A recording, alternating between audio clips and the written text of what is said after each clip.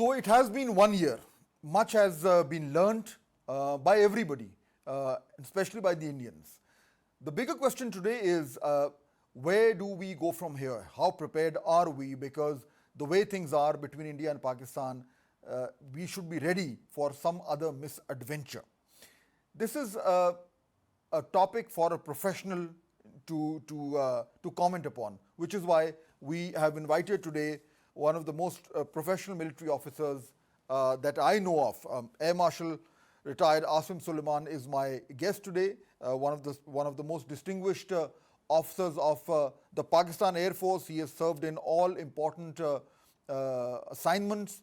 He is currently the president of the Center for Aerospace and Security Studies. He is also a regular writer and commentator. And of course, very importantly for today's discussion, he not only is he a graduate of the Combat Commanders School, which we called the Top Gun of Pakistan, he's also an instructor, so obviously an ace pilot. And I want to really draw upon his experience both as a senior commander and as a fighter pilot to figure out where things are going from here. Air Marshal Asim, welcome to our show. Assalamu alaikum ji, and thank you very much for having me on your program. Always a pleasure. So it's been 1 year, sir. 1 year since we gave a royal thrashing to the Indian Air Force. And now, after a year, even the Indians are now grudgingly acknowledging, though not publicly, but I know privately they're acknowledging what happened that night when the PAF downed 6, 7, 8, 9, I don't know how many Rafales. The bigger question today, of course, we all know what we're very proud of the way that the Pakistan Air Force defeated a far bigger enemy. But the bigger question now today, for me at least, is where do we go from here? Because my point being, Marshal Asim, that we caught them by surprise that night. They didn't realize how well trained we were, how well prepared we were, what kind of fighting multi-domain capabilities we had, how we had invested in improving our Air Force. And they underestimated us, they paid a price for it. Now they know. So where do we go from here, knowing that now we don't have the element of surprise that we did a year ago? If I would like to take you back in history a little, the legacy of the Pakistan Air Force. Our legacy has been our training, it has been our technology, and it has been our leadership. And because of that, Pakistan Air Force has been performing extremely well against the Indians. 1965 war we did well, 1971 even better kill ratios that we had than the Indians. And to date, if you look back at history, Pakistan Air Force has not lost a single aircraft to Indians since 1971 war. It's a very big achievement. And against this record, the Indians have lost about 5 aircraft to Pakistan. So, knowingly that the Pakistan Air Force had an edge over the Indians, what the Indians did was they started to invest in their Air Force. When you look at the budget of Pakistan Armed Forces, it is around 9 to 10 billion. Indian budget is over 90 billion. If you look at the Air Force budget, it's around 1.8 to 2 billion. And when you look at the budget of the Indian Air Force, it is more than 37 billion. So with this kind of money, the Indians were investing very heavily in their technology, they were investing in their aircraft, missiles, and then their air defense systems. So the Indians actually, in my reckoning, had a very little surprise, because they knew that they were facing an enemy who has not lost a single aircraft to them since 1971, and they were well prepared. And this investment which they did really made a lot of difference in 2020 when the Indians inducted the Rafales. Pakistan Air Force lost its first look first shoot capability to the Meteor missile, and now Pakistan did not have that first look first shoot capability also. So the Indians actually went or wanted to go against Pakistan in any skirmish with an upper hand of having a very strong Air Force. But all of these things changed in 2021 when Air Chief Marshal Babar Sidhu took over the Air Force command, and he started to make the or convert the Pakistan Air Force into the next generation Air Force. In that, he introduced multi-domain operations psychology and the architecture, in which we started to have our own indigenously made cyber capability, EW, space, UAVs, and many other capabilities, which gave us a very big advantage over the Indians. So now we go into Markeha. On the 6th and 7th, 2025, May, the Indians, they attacked Pakistan, not knowing what was coming for them. And as you said, that it was a very big surprise for them. In that, they actually, if you analyze the situation, the backbone of the Indian Air Force was broken within 1 hour. And they lost 8 aircraft. Out of them, 1 was a drone and 7 aircraft, which included 4 Rafales, 1 MiG-29, Su-30 and Mirage 2000.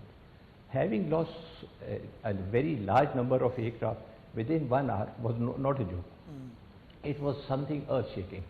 And the Indians really learned their lesson of lifetime. And what happened? They grounded their air force. It was down for 48 hours. And now the Indians were not able to attack Pakistan. They were not even coming 300 kilometers near the Pakistan-India border. So this was a kind of limitation the Indians were put into, and which was acknowledged by the Indian leadership also. But now, what lesson learned? I want to move forward and see where do we stand today, and where do they stand today? Yes. So there were certain lessons learned, and their lessons learned were that first of all, it was the MDO, the multi-domain operations, which were the main factor which caused the surprise for the Indians. So they knew now that for their future, they have to have something like multi-domain operations. Then the other lesson they learned was that there is no space of war for limited war in a nuclear overhang. This is also one of the main lessons which the Indians learned.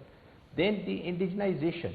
Actually, the Indians have always been talking or propagating Make in India. Actually, Make in India did not deliver. This is one of the biggest lessons that the Indians learned, that their own indigenous homegrown capability was not good enough, or neither their imported technology and modernization was not enough. So this was another lesson which the Indians learned. And then the most important thing is the future is now non-contact warfare. Non-contact warfare Marshal Asim, let me just quickly jump in here so that we can just focus a little bit more. Excellent points that you've raised. Now, what I really want to know now is that they've learned from the defeat that they got, and they're trying to improve themselves. I'm sure that the weaknesses that they've been able to identify, many of them which you just rightly pointed out, they would be working very hard to somehow overcome them. I don't know how much they can do with this current air chief that they have, because in my personal opinion, after that massive defeat of that night, he should either have been fired or he should have resigned. But anyways, he's still there. So what if they're trying to improve themselves in the last 1 year? I'm sure, in fact, I'm confident that so are we. We are also learning from that night, and I'm sure that we've spent the last 1 year trying to make sure that the performance, the ability, the capability of our Air Force goes even higher than where it was a year ago. So if the next battle happens, we are still far ahead of them despite their improvement. So I'm sure that you could speak a little bit about how we are also constantly improving our capability. Yes, I will come to that a little later. I wanted you actually, as you interjected, so I was talking about the Indians. The Indians have actually have made a plan, which was last year, towards the end of the year, they made a plan for 2035. The 2035 plan says that they have to integrate all of their capabilities so that they can be integrated and can be used as a one focused force. So that was one plan. And now this year, the Indians have come up with another plan. that is 2047 plan. The 2047 plan says that they are going to have multi-domain operations and capabilities what the Pakistan Air Force had or we had practically demonstrated in 2025. So this is where the Indians are, that they are wanting to integrate themselves for future and get to the capabilities the Pakistanis displayed in 2025. And that plan they have, that they plan to achieve by 2047. So now this is the way the Indians are looking at their future. They are trying to integrate and then they get onto to multi-domain operations and perform as the Pakistani Armed Forces did. So this is the future of the Indian Air Force and the Indian Armed Forces. This is what they are looking forward to.